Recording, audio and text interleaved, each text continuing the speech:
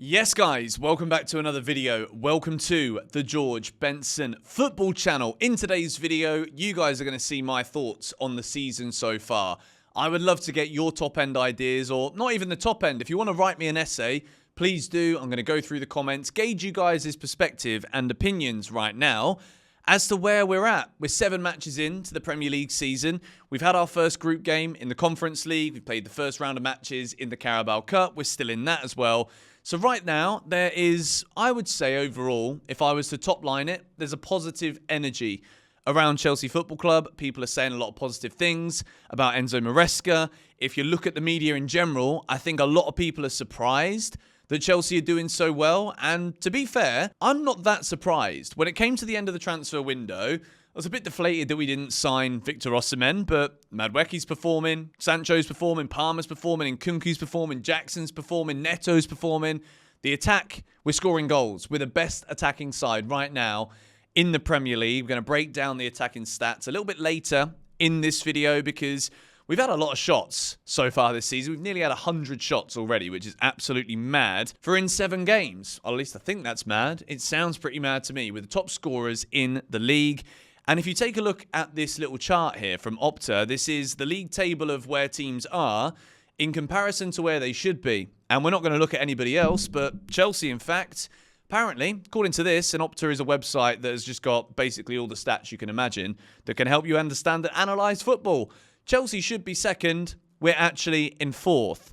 And I think the reality of this is very simple. I think we should have beaten Crystal Palace at home. I think we were probably lucky against Bournemouth, but we got the 3 points there. And we should have beaten Nottingham Forest at home. To speak about that game a little bit as well, because obviously 6 Things We Learned doesn't really perform as well on YouTube if it's a 1-1 draw as compared to if Chelsea win 4-2 or if Chelsea just win in general. Because the good thing about Chelsea content creators, right? I'm going to say this now. We all do better when we win. So this season, the videos are doing great. So a massive thank you to you lot who are subscribed to this channel, who watch these videos, who like the videos, who comment on the videos, because genuinely, you make this so much fun. Like, I've always been a Chelsea fan my whole flipping life. But since I made these videos, it's like, how can you not enjoy making videos about something that you literally love and live for? And when Chelsea are performing the way they are now, I feel like the overriding emotion has been a sense of relief. I think there's a lot of me that believed that when these new owners came in, and it was very different to Abramovich. We won the Champions League. I think we were quite surprised in a way that we won the Champions League, but it was kind of coherent with the way that we did things before, which was we hire a manager, okay, it doesn't work, we fire him, and then we bring someone else in, and then there's a big buzz, there's a big energy, and we win something. Great. And then since the new owners have come in, we've not won a single trophy. We've gone through loads of managers, and then new ones have come in, and we don't get that, like, springboard from a new manager that we used to do. It's very different with Graham Potter, which is a weird one because Graham Potter had a fantastic start to life as the Chelsea manager, but it died so quickly. And even though when we were playing well, I think overall people were just like, I don't know if this guy is it, you know. I don't know if it was like the way that he spoke to the media, maybe just because he wasn't a big name, like Chelsea fans didn't want to get behind him. Pochettino last year, big name.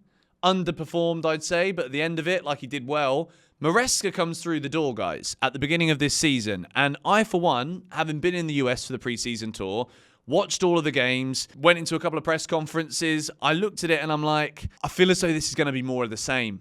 And then the transfer window happens. We get to the end of the window. You look at the Chelsea attack, and even though we've just got an abundance of attackers and top quality players, my concerns were this. There's too many attacking players. But then when you deep it, actually, we've just got 2 for each position. Can Enzo Maresca be a big enough personality to manage the egos in the dressing room that think they should be playing every week? The answer to that is yes. Will we find those combinations on the field that you need? Yes, we will. And will there be players performing so that we don't necessarily have to rely on the brilliance of Cole Palmer? The answer to that is yes as well. So when you look at Chelsea in 4th place right now, in the Premier League, and if the stats say that we should be second, then absolutely, 100%, we should all be sat here thinking, this is a really good start to the season. We can look at that Nottingham Forest game at the weekend and think, well, We probably should have won that. We should have scored. I think Nkunku's got to score. I think the goalkeepers just had an absolute blinder. And as much as quite often goalkeepers will impact games, this season we've seen that also with Robert Sanchez. He's given away goals, but he's also made match-defining saves and point-winning saves. 3 points at Bournemouth saved us the points, losing the points and losing the game against Forest at the very end at the weekend. So I think overall, if we start taking a look at the defending, because that is the weakness, I think, in this Chelsea team right now. Enzo Maresca, at the very start of this season, what has he said to us since the moment he walked through the door? We're going to play out from the back. We know what Maresca's philosophy of football is. He learned under Guardiola. He's got his own methods. He's got his ways of adapting things. And blimey, we've seen that as well. Chelsea don't wait anymore. The substitutions were, I think, a bit late against Forest, but that was such a chess game, that match. I think Forest were so good. And I want to say again, massive shout to Murillo, Milinkovic, and also Sells in the goal. Phenomenal players. They're going to have a great season this year, Nottingham Forest. But Maresca's been adapting things, but the defence is the concern, particularly as we've got massive games coming up after the break. We go to Anfield. They're top of the league. But if you look at this, we've got 2 clean sheets in 7 Premier League matches. We've conceded 1.1 goals per game, which isn't awful, but you don't want to be conceding every match if you can. Tackles per game, 16.3. Interceptions, 8. Clearances, 19.1. Saves per game, 4.7. Lots of ball recoveries. Errors leading to shots, 5. And errors leading to goals, 2. But the question I have, and I want to know what you guys think about this, is when you look at this defensive 4 on the screen here, there's going to be no Cucurella and Wesley Fofana for the next game. And part of me is looking and thinking, well, Renato Vega's done very well so far this season. And tomorrow's video, we're going to go through player by player. But is there a world where we look at Fofana and think, I think he's the weak link in the back line right now? I think it's fair to say Malo Gusto hasn't been at the level that we'd want him to be. Really good going forward, but defensively, he's just not been tight enough. I think he's shown this year that he's still a very young player. And as good as Gusto is, I love Malo Gusto. I think he's been one of the best signings of these new ownership. I do think he's come unstuck a little bit. Chelsea have had some difficult games, but when I look at this defence, I still think that it might not be the finished article. I think Tosin, there's definitely a shout for Tosin to be in that back line. I think Levi Colwill has been absolutely sensational. Cucurella is obviously suspended now. He's been fantastic too. But with Renato Vega and Tosin knocking on the door, I'm not concerned, guys. I'm concerned about the fact that we are still making errors.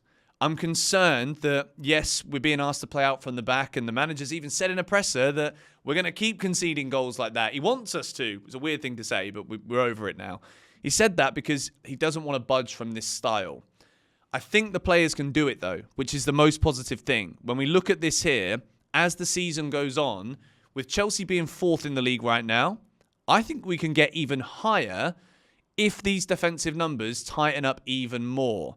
So if we go now and take a little look here at the passes, this is obviously an overall team thing, but we've got Kieran Dewsbury-Hall, Enzo, and Caicedo on the graphic. We're averaging possession, 56% possession. Accurate passes, the average is 86.4% per game. In our own half, we're doing pretty well at keeping the ball, which means ball retention in the build-up is looking good.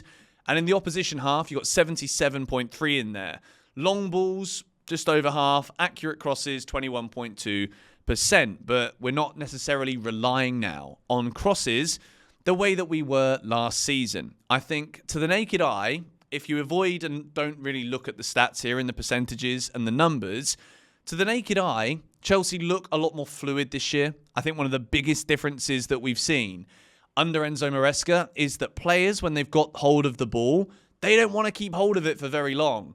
Chelsea were playing so many times last season, and Forest this year, this is the closest game to seeing like a replica of what we saw so often last year.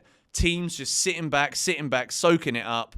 But to be honest, the difference I see is that Chelsea last season didn't look like scoring on multiple games, multiple occasions.